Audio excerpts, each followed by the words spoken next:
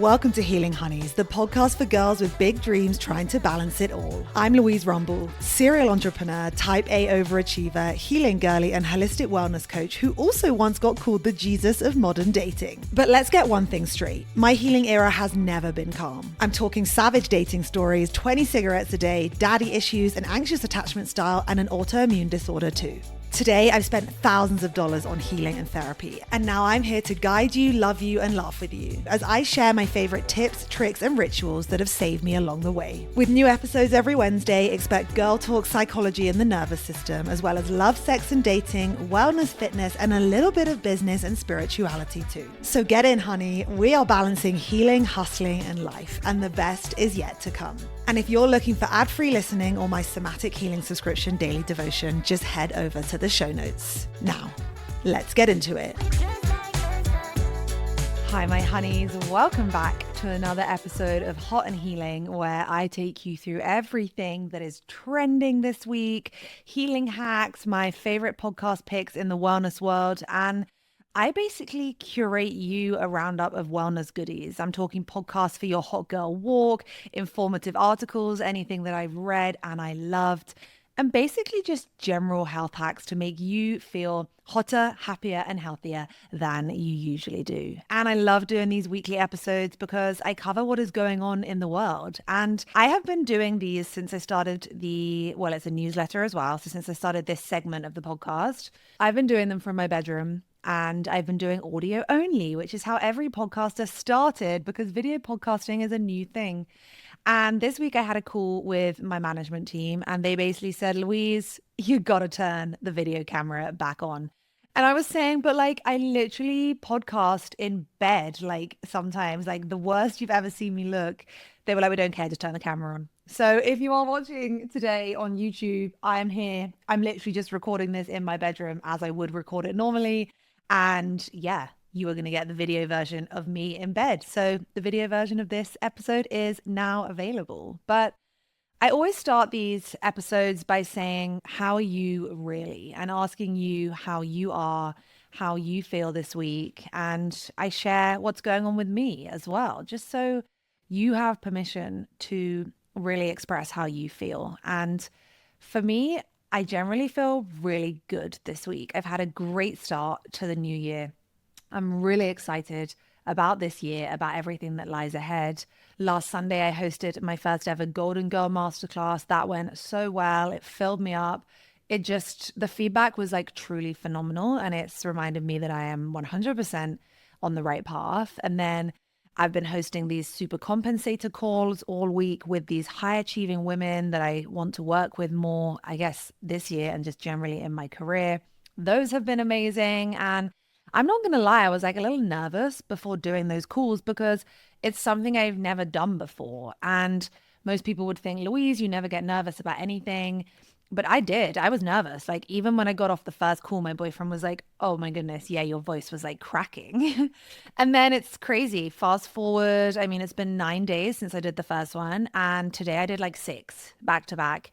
So easy, so fun. So this is just your reminder that at any point in your life, you have permission to pivot, to try new things. And also that things aren't always easy when you start, but they get easier as you go on, I promise. So I'm doing really good. I think we are on the precipice of a huge life change. I think we are going to move to Mexico City. I think it feels really right. I am so ready to get my trainers on, to get out there, walking around a city with an iced coffee in hand, my AirPods in, my winged earphones in, or whatever they're called, the ones with the strings, walking to my hot Pilates studio, walking to the gym. I just need a bit of city life back in my world. So I think there's going to be some really big pivots from me this year in my life. And generally, I feel great and really good. Obviously apprehensive. We're starting the apartment hunting. I say we, it's situations like these that I see my crazy hyper independence kind of control freak personality traits kicking back into full force. I'm basically I'll do it. And I'm scanning all the websites and I'm building a table and this is the status and this is this and this is where it is on the map. That's the problem with hyper independence, isn't it? It works because it works. And I'm trying to make it a more collaborative process with my boyfriend. So I'm doing really good this week. My heart hurts with what is going on in Los Angeles. Sad and shocking and traumatized. And I'm going to come to that in today's episode. But other than that, over here in Mexico, I am doing good. My niece, she just started crawling for the first time. It was a really happy moment. Obviously, I wasn't there to be a part of it, which is always a bit sad. But enough about me. I am doing well. And how are you, really? Now, let's get into what is hot and healing this week. Now, a big thing that I think dominated this week was the Golden Globes. And I'm not someone that like really is big into like watching these award shows. In fact, I don't think I ever watch the award shows. I'm very much like a social media like consumer, like I'll consume through social media. And so what happened? What was hot this week? It was Demi Moore. She finally snagged her first ever Golden Globe at 62 years old. Like, how do you look like that at 62 years old? That is quite literally wild. For her role in The Substance, which I have not watched. My boyfriend is like an avid movie buff, and we watched some really amazing things. We just watched Disclaimer on Apple TV, which was very, very, very good. And before that, I've forgotten what the other thing was we watched. Babe, what was the thing we watched before Disclaimer? No, before that. It doesn't matter. Okay, he doesn't remember, so I'm not telling you what it is, but Disclaimer was really good. Anyway, I just love that this happened because I feel like this week I've been thinking about how everyone always seems to want to go back. You know, we're scared of getting older, but the truth is like I wouldn't go back to my 20s if you fucking paid me. And I truly believe that the best years of my life, and not only now, like the ones that I'm in, but I believe that they're going to be every year that is ahead of me. And I think that that is testament to doing the work. And I just think it's so important to remember like there is no timeline on your greatest success, or the fact that years are passing and it hasn't happened. It doesn't mean that it's not going to happen. And psychologically, I believe, since having done this work, that each decade or each year brings us a deeper understanding of who we are.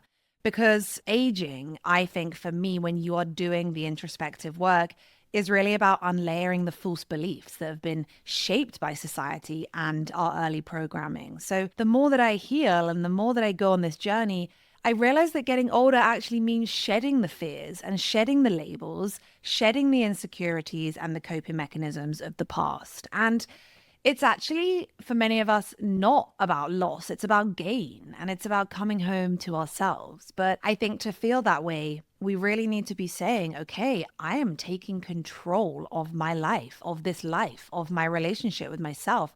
I am asking myself, am I happy? What is making me unhappy? What is holding me back? And then taking action on those really scary questions. So I really loved that she snagged her first Golden Globe for her role in The Substance. I just thought that was such an important reminder that you can do whatever the fuck you want at any point of your life. So I loved that this week. And another thing that's hot this week was Kylie Jenner and Timothée Chalamet turning up to the Golden Globes together. I just thought this was so weird because I don't really like stan this celebrity relationship or really any celebrity relationship. But I read an article somewhere where Timothy's rep said this quote: "There's no trouble in paradise, but they're still navigating who they are as a couple. Timothée is working on his career, and adding a relationship with someone like Kylie is a lot to juggle." Like, I'm sorry. That is giving me situationship energy. Anyone else? Like, they are navigating who they are as a couple when they've been together for 2 years, and his focus is his career, and adding more into his life is a lot to juggle. I mean, that is quite literally what the emotionally unavailable man would say. You know, I'm really working on my career and I'm just like, I think we just need to navigate who we are as a couple, and I just don't know. Like, no. So I was kind of shocked by that, if I'm honest. And I was also shocked about how people are so interested in this relationship. And it really got me thinking, and it got me researching that we are so interested in the mystery of things that we don't know. And I think it's just a really interesting angle to kind of think about how much we want answers and how much we want information about things that don't even impact us. And I just think that's so interesting from a nervous system perspective to help us understand like why we try to control the situations that we're in. Like, we are basically information seeking machines, and our nervous system and our brains, like we thrive on logic and we thrive on knowing, and we feel safe when we feel like we're in control of our environments, which we obviously can't really fully control in today's society. So I think that's fascinating. Like, we're human beings that are in desperate sort of need for control, and that drives this mystery, this neurobiological chase for information about what is going on. So I thought that was interesting that Kylie and Timothée are giving situationship, if I'm totally honest. And if that is you as well, or you want to understand why situationships are so intoxicating, or why they might already have been in a 2-year situationship, then I'm going to link one of our episodes that we've done on the neurobiology of situationships in the show notes. Now, what else has been hot this week? For me, the liver has been hot. You must be thinking that is the hottest thing I've ever heard. No, I know it is not the hottest thing you've ever heard, but I'm obsessed with the liver. No one teaches us about how critical our liver is in terms of health and wellness and healing. And what we don't understand is that everything from hormonal balance to skin issues to our mental health, it all is tied into the work of our liver. And I know that this week in the States, the Surgeon General's comments about colon cancer being on the rise and alcohol being the cause, in their opinion, reignited my liver obsession, because yes, I talk about it all the time. And if that is the case and that information is correct, then we need to be putting the liver front and center. We need to be starting to understand more about how the liver works and the liver functions, because in the traditional medical world, the liver just detoxes our body, and it is a natural detoxification method. We don't need to do anything to assist it. And I see a lot of doctors getting angry, being like, all of these detox things are fads and all of these detox things are ridiculous. And the truth is like, yes, of course, some people are going to use things to sell you products, i.e. you need to detox your body, and fear mongering. And in the naturopathic world, the holistic wellness world, yes, we do believe that of course the liver is the foundational part of detoxification. But we also believe that the world we live in is more toxic than ever before. The air is more toxic, the water is more toxic, the food is more toxic, the chemicals in our products, in our mattresses, in our sheets, you name it. We are living with a level of toxins in our environment that our body is just maybe not able to detox in the way that it should. And I think that's why we are seeing these crazy rates of autoimmune disorders as well, because there is a big connection between autoimmunity, hormonal imbalances, inflammation, toxins. I'm not going to go into it now, but let's just say if we all had happier livers that were detoxing more effectively, because you can have issues with your detoxification pathways. There are multiple stages of detoxification. And if you have something called the MTHFR gene mutation, you're also going to see differences in the way that you detox versus someone who does not have that gene mutation. And I'm sure we have this running in my family, so I'm fascinated by it. But yeah, I'm hoping that this year is going to be the year of the liver, where we start to make something unsexy a little bit more sexy, so we can all start to experience better and more optimal health. Because you know that I believe that healing starts on the inside of us. And if I see one more person asking for recommendations for a moisturizer for their eczema, or what sunbed they should go on and for how long, thinking that that alone is going to solve the skin issue, which makes sense, right? It's the skin, it's on the outside of the body. I will cry, because I wish the world knew how much things like gut health are tied into skin health, how much liver health is tied into skin health and hormone health and acne and hormonal imbalances, PCOS, etc., etc. So this year, one of the hot things in my world has been the Year of the Liver article that I read. And I'm going to link that in the show notes if you are interested in reading more about it. And if you do want to support your liver, I'm obsessed with the organic Olivia liver juice, and also the Symbiotica liver juice as well, I think is what it's called. They are both incredible products, and I'm going to link them in the show notes. So before we move on, I think let me just give you a little rundown of how this can specifically work, because I feel like in the holistic health world today, there are so many people who will just say, oh, you need to look after your liver health to help with your acne or to help with your eczema or to help with your psoriasis. And they don't really explain to us why. So here is a step-by-step breakdown of why liver health is important. Now, let's take the case of acne, for example. Let's just use that as something that a lot of people can relate to. And we might have a toxic buildup in our body, whether that is toxins from food or the environment. Now, remember, metabolic processes in our body can also create toxins. Also, things like negative thinking can create inflammatory processes in the body, which can be stressful for our body. Remember, high cortisol has waste products, metabolic byproducts that need to be processed by the body. There are so many things that can or need to be filtered through the body, and it's the liver that's responsible for that. Now, the liver has two main detox phases. You've got your phase 1 and you've got your phase 2. So phase 1 is ultimately like breaking down the toxins. And then phase 2 is making sure that they can be excreted by the body. Now, when the liver can't keep up, if maybe there are nutrient deficiencies or there's a toxin overload or something is not working, then the toxins are not being removed from the body properly.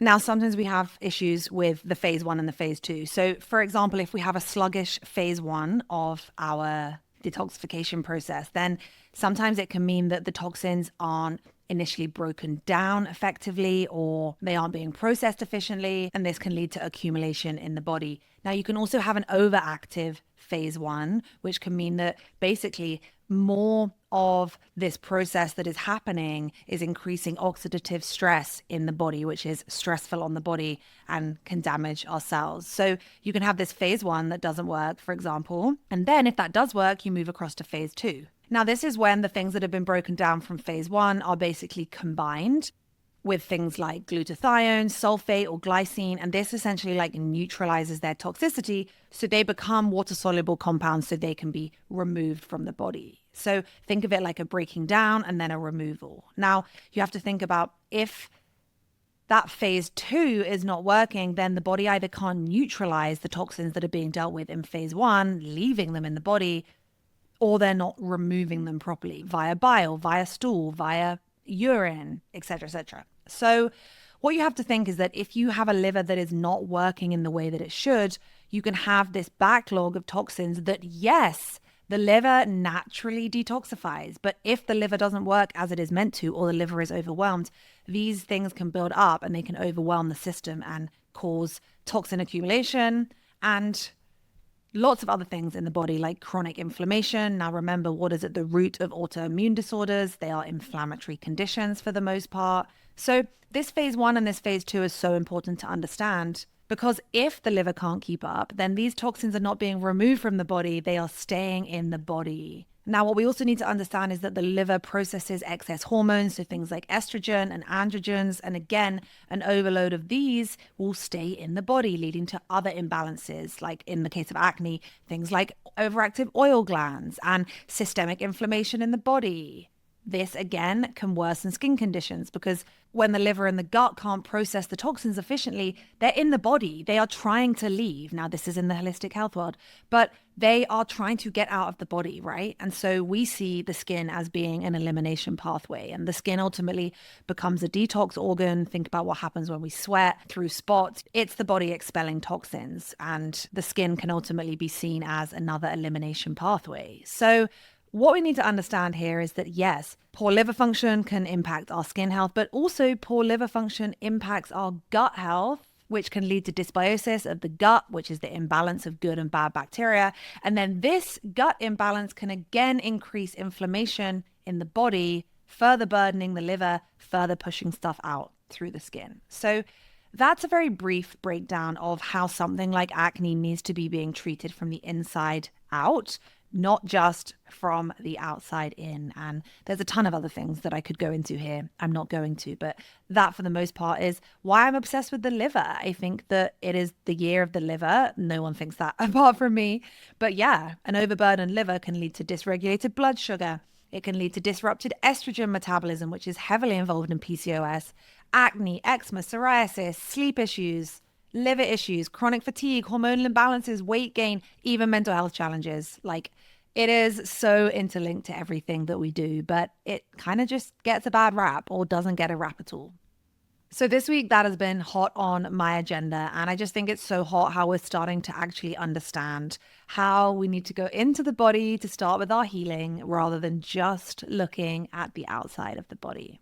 Now, what is healing this week? Who is healing? I think the only thing I can talk about this week is the wildfires in LA, and my heart has been with my friends, my family, my agent, my talent agency, and the entire community in Los Angeles as these wildfires continue to ravage the area. And the immediate impact is just like beyond devastating and heartbreaking. And I just don't think we are truly understanding the impact that this is going to have, not only on the city as a whole and on people's mental and physical and emotional health, but also on generations to come. And I think this is a traumatic situation that people are going through. It is a traumatic situation. You know, when we talk about trauma as being something overwhelms the nervous system, something that happens too fast or too soon, exactly like this, people quite literally had to pick items from their house and leave within like 30 seconds.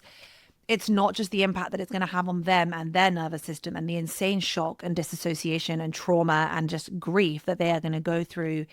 It's also the epigenetic implications of this. So a lot of the work that I do is understanding how toxic stress and chronic stress and traumatic events like this can alter how our genes are expressed in the next generations and potentially passing down heightened stress responses to our future generations and impacting their health and their propensity for disease and stuff like that. So this has been really hard for me to watch this week. My best friend lives in LA. Her sister lives in LA. My cousins live in LA. My aunt, my uncle, my cousin, her 3 kids, her husband.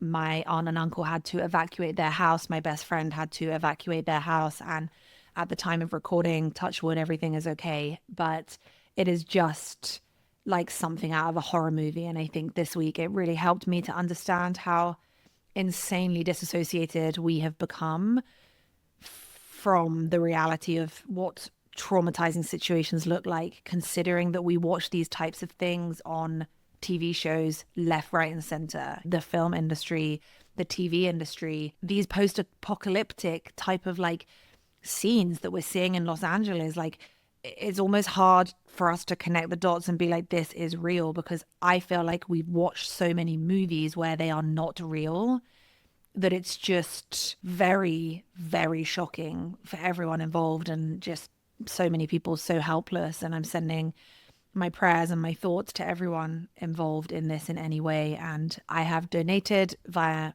my talent agency, UTA. They are giving back to the community, and I will continue to support in any way that I can. So these people are going to have to be healing for a long time from this, and it is just devastating and a total tragedy. So yeah, I think physically as well, we don't really understand too much about how toxic the air is in Los Angeles after things like wildfires. And I actually was living in LA before the pandemic, and I had one of the worst pain flares of my whole entire life because of the smog and the toxins in the air. And there's stuff like particulate matter, so ash and soot and dust. That's the stuff you will think of naturally if you think of a fire. But there's also things like volatile organic compounds. And this is kind of what happens when we're burning plastics and paints and furniture. And these are things like benzene and formaldehyde, and they are very toxic for the liver, for the kidneys, for the central nervous system. There are also things like dioxins and heavy metals. There is just so much going on here. So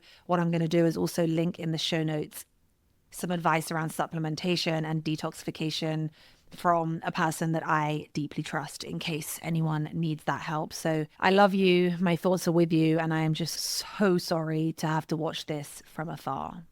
Now, moving into my podcast pick for your Hot Girl Healing Walk. I have not done any of my own podcast listening this week. I have been so busy with work So I'm going to recommend you one of my own, which is this week's podcast episode from Healing Honeys with the incredible Kayla Rose. We talk about all things angel numbers, synchronicities, soul ties, and karmic relationships. And this is kind of like the girl guide to starting a spiritual journey. You know, if you want to start to become a spiritual girl in 2025, if you want to incorporate a bit of soul into your mind, body, soul practice, then this is the episode for you. We break down angel numbers, meaningful coincidences, karmic relationships, and also how we both have started our healing journeys, our spirituality journeys, and also connecting with individuals from the other side, as well as why that emotionally unavailable fuckboy is almost certainly not your soulmate, but a soul tie or a karmic relationship is going to make you think that they are. So this is just your weekly reminder that just because you deeply feel something in your body does not mean that there is any meaning to it at any point. So that is my weekly podcast pick. And I have started doing and stepping into my own spiritual healing journey more this year. I've always had a spiritual journey. My mum is a Reiki practitioner. She reads tarot. She does healing. She's amazing. But I've always kind of shied away from it and intellectualized my own story and my own journey. And I've always focused on the physical world and the business side of things and the gym. And what I'm realizing is that the ultimate life force is actually not inside of us. It is outside of us. It is a higher power. It is a greater good. And the more that I have started to meditate and stepping into things that I call expansion events, which I'm going to share with you in a minute, I've started to just feel so much better in my mind, body, and soul. And I really have started to see there being so much alignment in my life, things unfolding really quickly, brand deals coming in, partnerships coming in, just everything is starting to unfold quicker than I think happens when I don't have a spiritual practice. And you know that I've shared before that you guys loved that I often will, before I go to sleep, say thank you for the day. Please remove anything that is blocking and stopping me from my highest good. Please remove anything in my life that is not in my highest interest. And then that means that when things fall away or people fall away or brand deals fall away, I trust that it is in my highest path and it's actually a redirection, not a rejection. And I think asking that question and allowing some kind of spiritual practice to give you an answer is a really powerful part of my journey. And I have inherent and incredible belief and knowing that I'm on the right path. And I think that comes through this process, through the insane coincidences and synchronicities that happen for me in my life. And it's all just culminating in me understanding that to really be a high performance person, to really be hot, happy, and healthy, to really feel like the golden girl, it comes through a mind, body, and soul combination. And I do not think that we can truly achieve our highest potential by just focusing on one of those. Now, if you're watching on video, you can see that I'm like squidging my shoulder because it really hurts being in this position and your girl needs a massage, but I can't. So that is my podcast pick of the week. I have nothing else to recommend you, but I would love it if you guys have anything to recommend for me. But as we come into the last section of today's episode, we're going to talk about the social media clip that got me woeing this year. I mean, like, whoa. It got me woeing. And I'm going to share the topic of the week, which I can't stop thinking about. So the clip that got me woeing this week is one that I watched that said, whenever I miss someone who's not in my life anymore, I just steal whatever hobby or personality trait I liked about them and I pursue that. Because at the end of the day, I have lost nothing, but now my life is even fuller. Now, when I first read this, I was like, huh? Like, what is she talking about? And then I kind of sat with it for a little while and I thought to myself, okay, this kind of seems like from the outside that she's on a revenge journey. Like, I'm going to steal shit from you because like you took this away from me. But actually what I have realized is she has an insanely amazing point. And I was reading the comments and some of them said like, this just made me realize that I don't actually miss anything about him. I realized that I just miss the idea of him. And someone else said, I'm a mosaic of everyone that I have ever met. Another person said, I love doing this. I find so much beauty in parting ways because although they're no longer present physically in my life, specks of their soul thrive through everything I've learned from my experience with them. And oh my goodness, that one like nearly made me cry because it is so true. Parting ways with someone is so sad, particularly when they hurt you or if it wasn't on good terms. But while they're no longer physically present, they are always going to be a part of you because they will have always taught you something about you or something about them, or they will have brought some part of you to the surface that wasn't there before you knew them, or they will bring some part of you to the surface when they left you and when they hurt you. And I thought that was so interesting. And it also got me thinking more deeply because I remember once in therapy talking about this phrase, which was like, you only miss them because you miss the parts of yourself that they brought to life when they were around. And about how often we miss people from the past because they made us feel loved, or they made us feel alive, or they made us feel chosen, or they made us feel like we could take over the world, or they made us feel like we were sexy and lovable and all of these things. And actually, that made me realize that often when I was pining over people from my past, I wasn't actually pining over them, like the logical 3D reality of that individual. I was pining over how they made me feel. I was pining over a potential, a hope, a fantasy that they had given me, or most of the time that I had built up in my own head. So let me just say that again. You only miss them because you miss the parts of yourself that they brought to life when you were around. And so, in a way, I actually think that I really like this TikTok kind of saying, what parts of them is it that you miss? And what was it about them that made you feel amazing? And are there ways that you can implement that into your life without it just being them making you feel that way?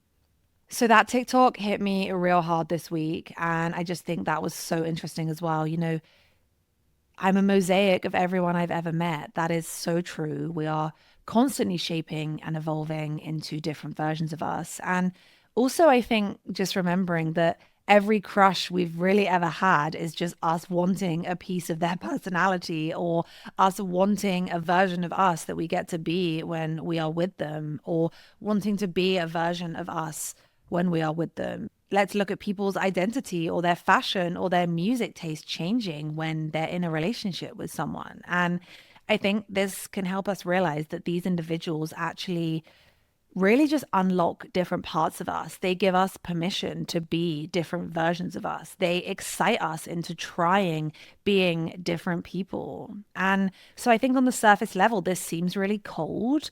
But I think if you actually do this, it kind of feels warm. It's kind of like a love letter, not only to them, but also I think to you, and a way that we can kind of accept that that person has gone, but also appreciating who they were and what they taught us and what they lit up in us. And also just acknowledging that what you missed the most wouldn't have happened if you hadn't have existed. And you gained another life lesson of something about you and something about them. And sometimes it hurts and sometimes it's sad. And instead of mourning the things that you guys didn't do together, I think we can also take incentive and be like, I'm going to do this on my own. Now, if you're watching on video, literally the light is going out in this room. I'm just going to ask my boyfriend to turn on the light 1 second. Okay, I'm back. Now, today's final topic, my topic of the week, something that I have been so obsessed with, is this concept of expansion and contraction. I cannot stop talking about it. Now, last week on the 5th of January, I hosted, actually, it was not the 5th of January, sometime last week. No, it was the 5th of January, I think.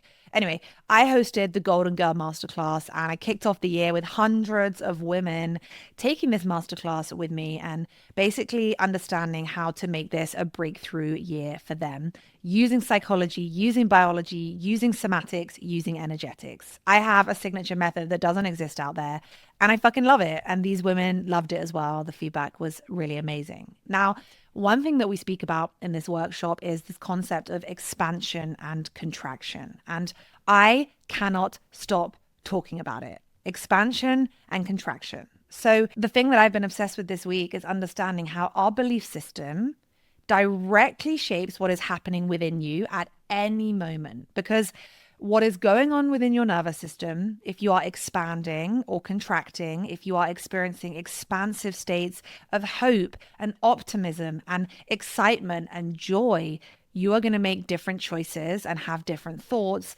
than when you are in a contraction state, which is like, I can't do this, fear-based, negative-based. And it's basically like a spiral. So what I believe is that when you start to expand, you start to move up into a spiral of like bigger and higher and more beautiful emotions. But that also when you start to contract, you come down and you start to experience lower and sort of smaller. And I don't want to say like darker emotions, because emotions are not light and dark. They are all a multitude of this beautiful experience that we get to live. But there are different types of emotions that have different impacts on our body. And the truth is, some of them are expansive. You open your heart space, you open your smile, you open your body to the world. And some of them are contractive, and some of them instead lead to contraction. And it's very well known that the psoas muscle in our body, it contracts when we are stressed, when we do not feel safe. It's kind of bracing us through our core, through our abdomen, into our hips and into our pelvic bowl. And that is what I mean by a state of contraction. You'll see people when they have low self-esteem, low self-worth, when they don't feel comfortable, they will contract their body. You will see them rounding their shoulders or hunching their shoulders, not looking at you directly in the eye. That is a state of contraction. It's a lack of safety, whereas expansion is open and smiley and excited and hopeful and optimistic. And of course, you cannot be in a state of expansion permanently. I am not here to spiritually bypass. I am not here to bullshit you.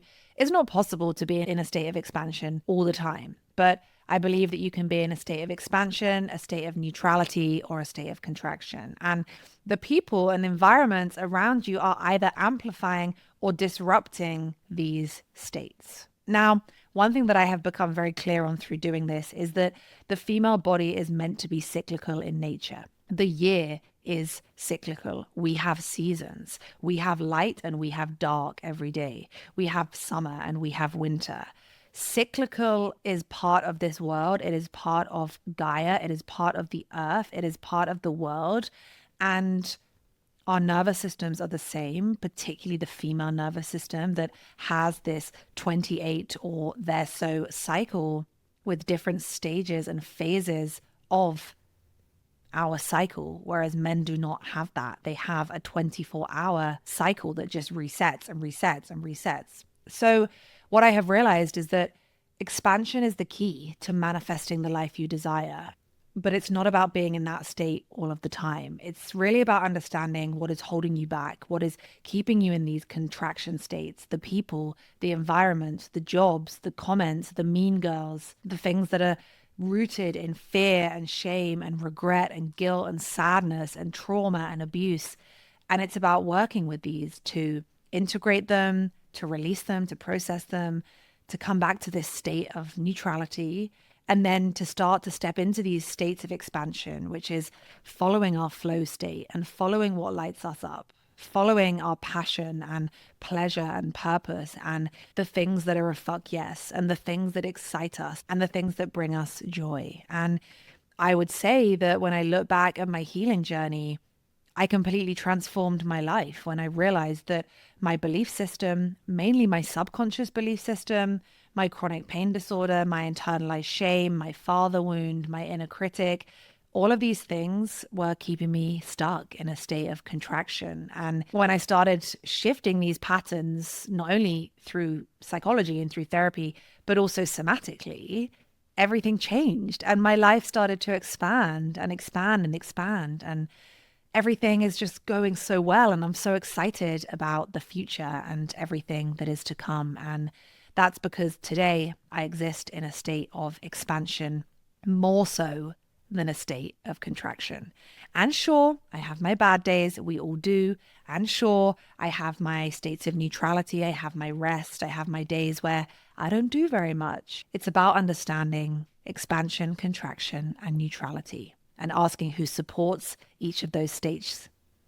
And it's about reflecting on who supports your expansion and who doesn't. So next week's podcast episode is about expansion. I share with you my 2025 expanders and I help you to identify yours as well. But this is my topic of the week and I cover it in the Golden Girl Masterclass and I would love to guide you through that. So if you want to know how to build an energetic foundation rooted in a belief system that is fucking gold and expands every area of your life, then the replay and the recording is linked in the show notes. So that is the thing that I've really become obsessed with. And I've become obsessed with expansion events. I've become obsessed with expansion moments. I plan my diary around expansion blocks.